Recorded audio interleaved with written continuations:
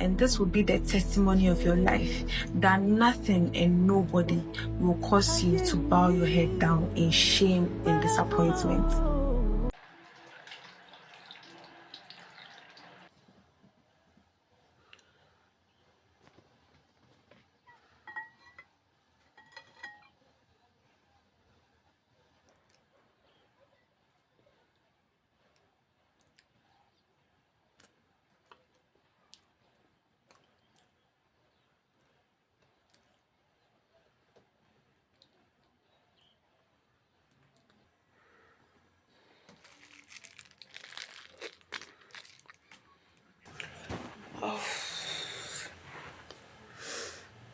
I'm so proud of myself for eating that.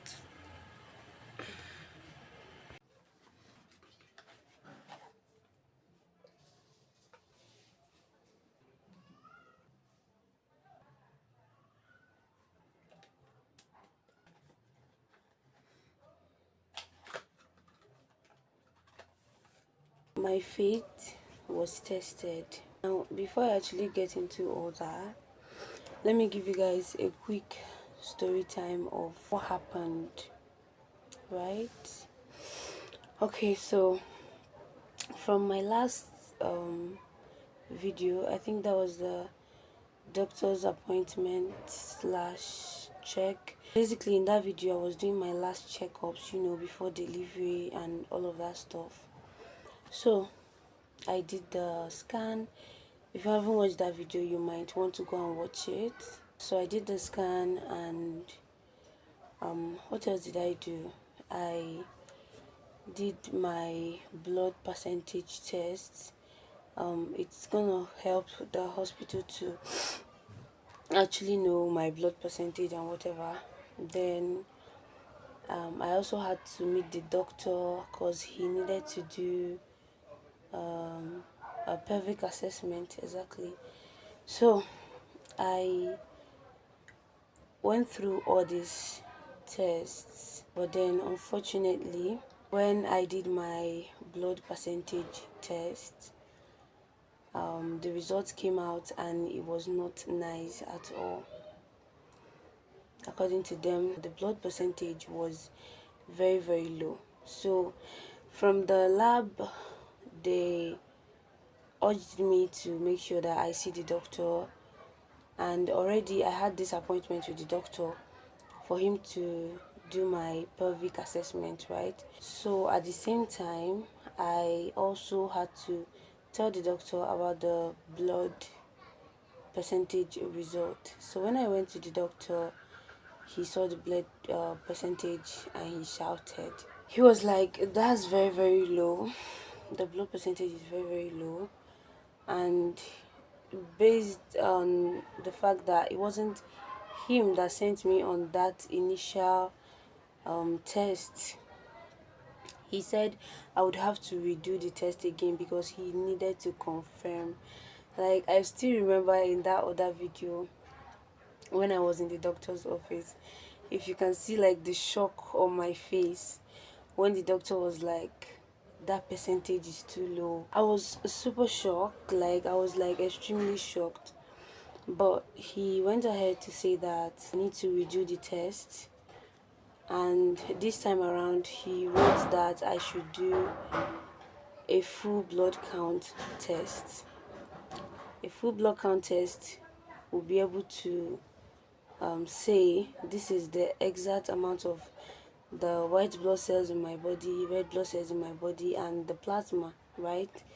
So I went back and I did that test. The results came out, and I wasn't just really like getting what the result was saying because it was all in medical terminologies, and most of them I couldn't decode, right? So, oh gosh, this past few days has been really, really crazy because I just had to end that other vlog there. Meanwhile, all these things has been happening this week. It's just this week, right? So I remember taking the second test to the doctor, and then when he looked at it, he was like, then that means it's true, the blood percentage is really, really low. and according to the test, it was a case of microcytosis anemia. Microcytosis anemia, yes. And it was a severe case of anemia. There's not enough red blood cell. And he went ahead to like start telling me about the complications that might arise for somebody who doesn't have enough red blood cell and is about to deliver. You know, when you deliver, you lose blood and all of that stuff. And for somebody who doesn't have up to the minimum range of blood needed, that was a very risky thing to do. And I was just there like so confused, so somehow I felt defeated. Crazy. Somehow I actually felt defeated, and I was like, what am I going to do? Because eating was not even an option. The doctor said it's not something they could say, okay, start eating more vegetables or take so drug, so blood tonic, just so everything will be normal and will be fixed, right? So I was just there like feeling defeated. I remember crying a lot, and I was like, God, I don't really understand this temptation, honestly, because all this while nothing, like I've not had like any issues whatever. Why now? And why blood? Exactly, like why blood?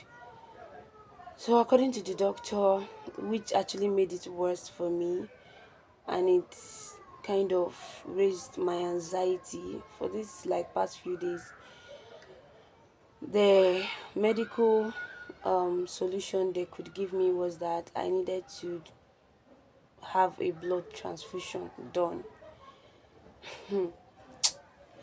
Hey God. So they said I needed to have a blood transfusion done. You can imagine. And they were recommending about 3 pints of blood. Ah, Lord. And they needed to do it quick because there's no time anymore. Like, I don't have maybe up to 2 months or 3 months more. I don't, according to them.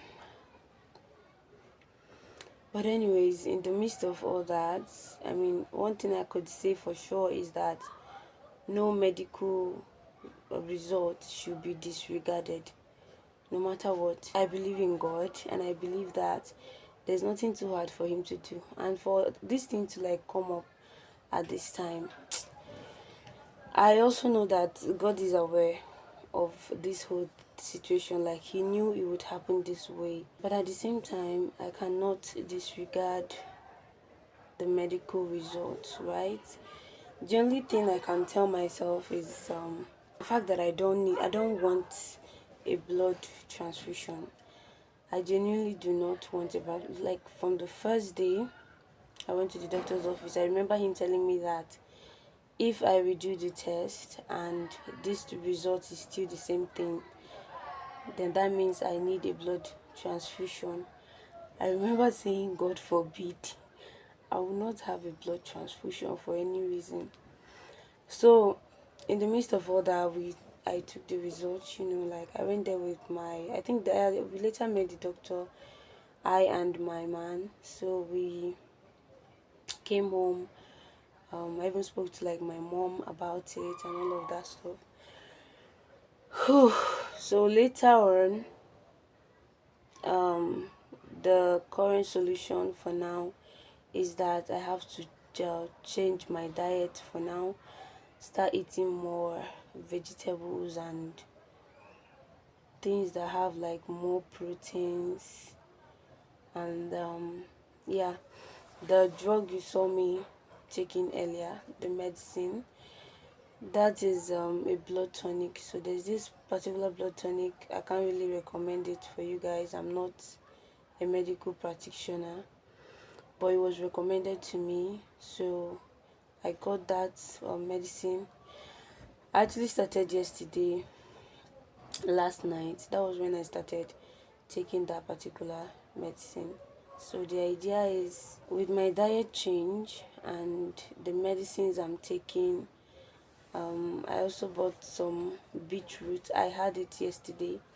I'm still going to have it today. So with all that, hopefully by the end of this week, we are going to see great improvement. I'm seriously praying about this, and I've also tried to stop worrying so much about it and just like worry less and praying more, because I know that all this could just be a form of temptation. I mean, when it comes to pregnancy, you are bringing life into the world, you are bringing a life into the world. It is not always going to be a smooth journey. I mean, it's not going to be that smooth no matter what. For most people, I believe that this is just maybe my own part of the cross to carry, and how I stay like resilient is what's going to determine the finished like result or outcome or whatever. So that is what has been going on. That is why I actually cut off that other vlog and decided to continue in this one. I pray that all my efforts with the diet, the medicine, and some things that I'm now intentionally taking just so I could increase my blood percentage, I pray that all these attempts will not go to waste. I pray that everything is going to be fine. At the end of the day, I wouldn't have to get the blood transfusion, and I'm going to have my baby healthy and happy. My baby is going to be healthy and happy. I and myself am going to be healthy and happy, and everyone around us is going to be happy for us at the same time. So we'll definitely see what happens later on in the vlog. I don't really intend to make this vlog so long. I just want to try and document some of the things that I eat. I mean, like for future reference or whatever, some of the things that I'm taking and eating and all of that stuff with the diet change and all of that. And possibly by the end of this video would have a testimony to share, and then I will know that amidst all the storms and turbulence, there's still a God somewhere. This God that has never forsaken me before, the God that is bigger than my worries, bigger than my problems, the storms in my life, my anxieties. He has the final say over my life, my destiny, my plans, and he can close a door no man can open. He can also open a door no man can close. He has called me worthy, worthy to be his child, worthy to be a mother, and that mother I am going to be. I am going to have my baby. We will be healthy together.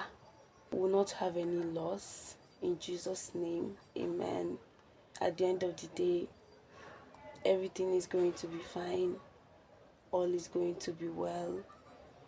And I'm going to look back on this video and say that it all worked out in the end. I remember when I got the message and all of that, I was having this serious battle within myself.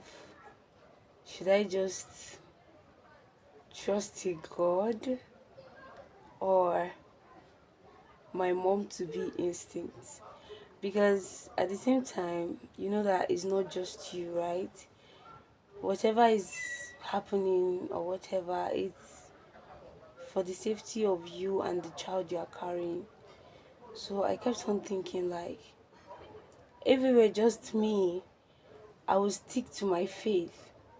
But at this point, it's not just me anymore. I'm a mom, I'm a mother. I should also be thinking about the welfare of my child. But at the end of the day, I'm glad that God came through the way He did. He revealed a lot of things to me, and somehow now I can even talk about this. Now I can talk about this without crying. Exactly. Now I can talk about this without crying, without feeling more worried. Well, that is the end of the story time. That is what has been happening for now, and it's not going to last for sure. It is not going to last. These two shall pass. These two shall pass. Whew, I'm basically done with what I need to do for the morning. Had my breakfast. That thing was not nice, by the way. It had a bitter taste. Oh Lord. And yeah, I had my breakfast and the medicine. I currently want to rest. It's still morning. This is currently 10:29 a.m. I want to sleep, just rest my body. When I wake up, we'll go through the rest of the day together. And yeah, I'll see you guys later.